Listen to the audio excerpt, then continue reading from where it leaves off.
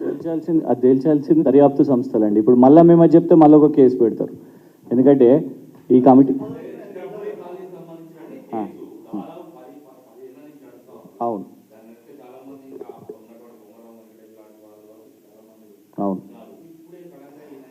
అంటే రీజన్ ఏంటంటే మొన్ననే కోర్టు దీని మీద తీర్పు ఇచ్చింది దాదాపు 2 నెలల మీద. నేను దాని బేసిస్గా మాట్లాడుతున్నాను. Court has given order.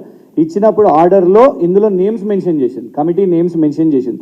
అందులో ట్రెజరర్గా అనుములం మహానందరెడ్డి గారు ఉన్నారు. So I have to go by the court. ఏదో నేను దాన్ని ఏంటంటే కాంగ్రెస్ లీడర్స్ మాట్లాడారు కాబట్టి మేము దాన్ని పోస్ట్ చేసినాం.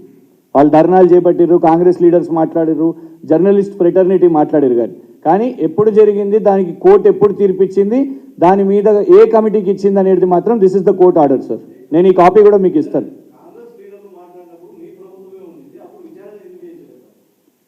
సారీ ఓకే సార్, ఇది కోర్టులో విచారణ జరుగుతున్నది 2021-22 నుంచి, దానికంటే ముందు నుంచే. ఏ ప్రభుత్వం ఉన్నది సార్ దానికంటే ముందు? ఇక్కడనే చాలా క్లియర్గా మెన్షన్ చేసి ఉన్నది, dated 2021. In fact show cause notice dated 19th August 2021 to the 5 managing committee members of the present elected committee of the society. ఎవరి ప్రభుత్వం ఉన్నది సార్ అప్పుడు? మా ప్రభుత్వమే ఉన్నది కదా. Simple as that. నేను అనేది ఏంటంటే సార్, అందులో ప్రభుత్వ మెంబర్లు ఏమన్నా ఉన్నారా? లేరు. ఆ కమిటీ ఏదైనా చేసిందంటే మేము ప్రభుత్వంగా సపోర్ట్ చేయలేదు. మేము కోర్టులో జరిగే ఏదైతే దర్యాప్తు ఉన్నదో కోర్టు అది చేసుకున్నది. వాళ్ళు ఇచ్చిన తీర్పు కూడా అది ఉన్నది. దాన్ని ప్రొటెక్ట్ చేసిన వ్యక్తి ఎవరు అనేది మాత్రం ఖచ్చితంగా దాని మీద చర్చ చేయాలి. ఈ మహానందరెడ్డి, అనుముల మహానందరెడ్డి వెనుక అనుముల రేవంత్ రెడ్డి గారు ఉంటే ప్లీజ్ కమ్ ఫార్వర్డ్. మా ఫోన్ సీజ్ చేసే బదులు దర్యాప్తు చేయండి, అందులో నిజానిజాలు బయటపడతాయి. ఆ 3,000 కోట్ల దాంట్లో కోర్టు చెప్పిన దాంట్లో, నేను కూడా చెప్తలేను, నా సొంత కవిత్వం కాదు, honourable high court of Telangana state చెప్పిన దాంట్లో మహానందరెడ్డి పేరు ఇక్కడ ఇన్వాల్వ్ అయి ఉన్నది కాబట్టి, కోర్టు చెప్పింది కాబట్టి ఖచ్చితంగా మీరు విచారణ చేపట్టండి. దానికి అసోసియేషన్ మీద ఉందా లేదా, రేవంత్ రెడ్డి గారిది ఉందా లేదా. మా ఫోన్ సీజ్ చేస్తే దాంతో వచ్చే లాభం ఏంటిది సార్? మా ఫోన్ సీజ్ చేస్తే ఏం లాభం వస్తుంది చెప్పండి? ఏముంటాయి? నేనే చెప్తున్నా, ఖచ్చితంగా ఇట్లాంటి ఎన్నో ఫైల్స్ ఉంటాయి. ఈ ఫైల్సే ఉంటాయి, ఆ రీసెర్చే ఉంటుంది.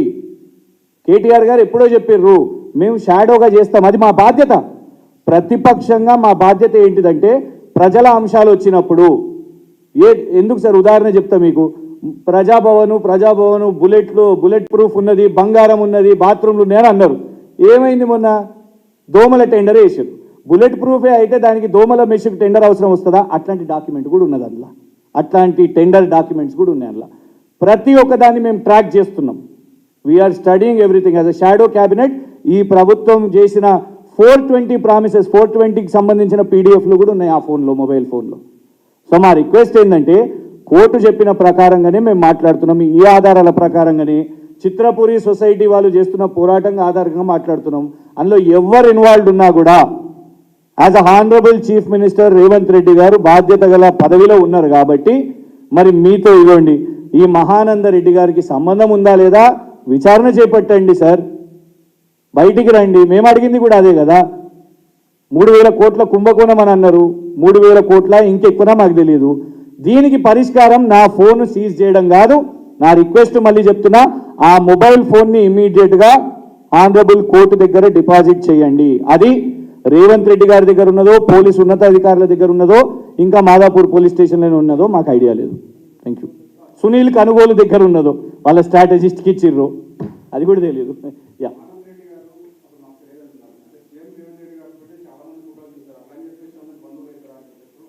సార్, కల్వకుంట్ల మిలన్ రావు అని ఎవరో పేరున్నంత మాత్రాన కూడా అప్పుడు మస్తు ప్రచారం చేశారు. నేను అందుకే అన్నా కదా, రేవంత్ రెడ్డి గారు కూడా చాలా ప్రచారాలు చేశారు. మేము అనేది ఏంటంటే ఉందా లేదా, సంబంధం ఉందా లేదా, రేవంత్ రెడ్డి గారు సమాధానం చెప్పాలి. మేము ఒకవేళ తప్పుడు ప్రచారమే చేస్తే మీరు అది విచారణ చేయండి, మా మీద విచారణ చేపట్టండి. మీకేం అధికారం ఇచ్చారు మొబైల్ ఫోన్లు సీజ్ చేయడానికి? ఇది ఎక్కడ కొత్త సంస్కృతి? మేము అనేది ఏంటంటే, ఇగోండి సరే, ఉట్టిగా ఫోటో దిగినరా, లేదు టైంపాస్ ఫోటో దిగిరా, నేనే చెప్తున్నా, మమ్మల్ని రేపటి దినమంటారు మేమే మార్ఫింగ్ చేసిర్రా, గో ఫర్ ఇట్.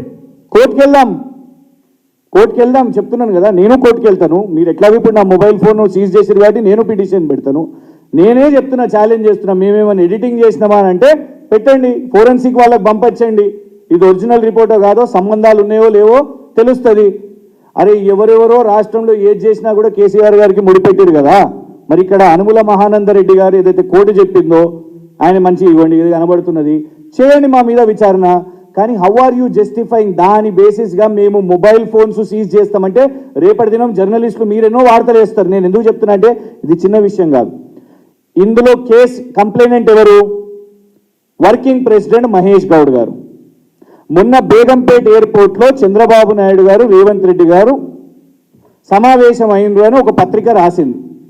ఆ పత్రిక మీద కేసేసింది ఎవరు? సేమ్ మహేష్ గౌడ్ గారు. అంటే రేవంత్ రెడ్డి గారిని ప్రశ్నిస్తే రేవంత్ రెడ్డి గారు వారి గాంధీ భవన్లో ఉన్న వర్కింగ్ ప్రెసిడెంట్ మహేష్ గౌడ్ గారిని వాడుకొని పోలీస్ని వాడుకొని ఇవాళ మీరు ప్రశ్నించే గొంతుకలు అంటారా, లేకుంటే మేము రేస్ చేస్తున్నదాన్ని అంటారా?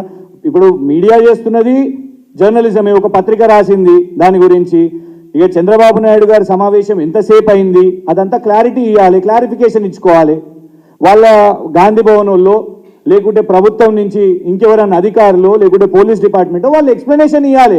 లేదండి చంద్రబాబు నాయుడు గారికి ఇంతసేపు ఉన్నారు, ఇద్దరు కలిసి ఛాయ్ తాగిర్రో కాఫీ తాగిర్రో లేకుంటే ఎవరికి ఎవరు బ్రీఫ్ చేసుకున్నారో, ఐఎమ్ బ్రీఫింగ్ యూ బ్రదర్ అని మాట్లాడుకున్నారో అది వాళ్ళు చెప్పాలి. కానీ పోలీస్ కేసు వేస్తారా?